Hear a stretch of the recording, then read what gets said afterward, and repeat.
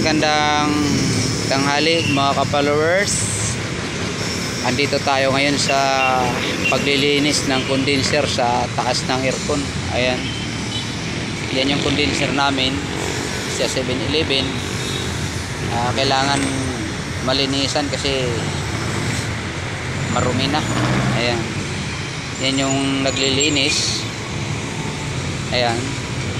Kailangan gagamit ka ng lubid para pagsalo doon sa pressurized hose. Ayan. Yan yung kahabaan ng MacArthur. Ayan. Joners.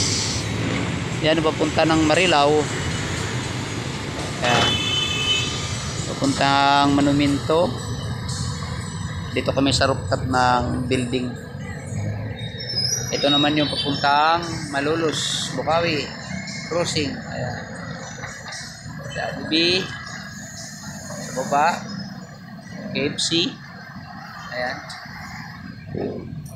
So eto na guys, lilinis na tayo sa condenser.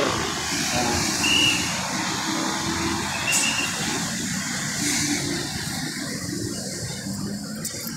Ayan guys, ganyan lang pala ang pag-i-express ng condenser.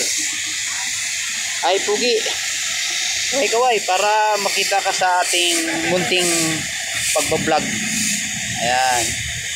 Ayun niyang tumingin sa camera kasi nahiya daw siya baka makita siya na uy pugi pala yung naglilinis dito sa 7-Eleven ng condenser sa taas. Pero sige, okay lang, at least nakita na natin kung paano ang diskarte niya. Ayan. Yan, binubugahan lang para malaglag yung mga alikabok. Siyempre, nandito sa open area, init at ulan ang nakataya dito. Kaya kailangan pa rin talaga linisan. Kailangan talaga gamitan siya ng pressurized para matanggal ang alikabok. Dito sa likod, kasama pa ba yan? Ganyan? Lahat pala yan guys, hindi lang siya isang side.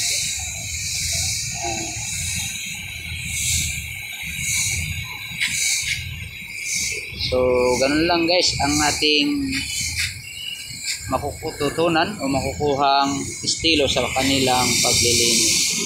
Maraming salamat, at kung iyong nagustuhan, maki-like at paki-share na lang. God bless sa ating lahat.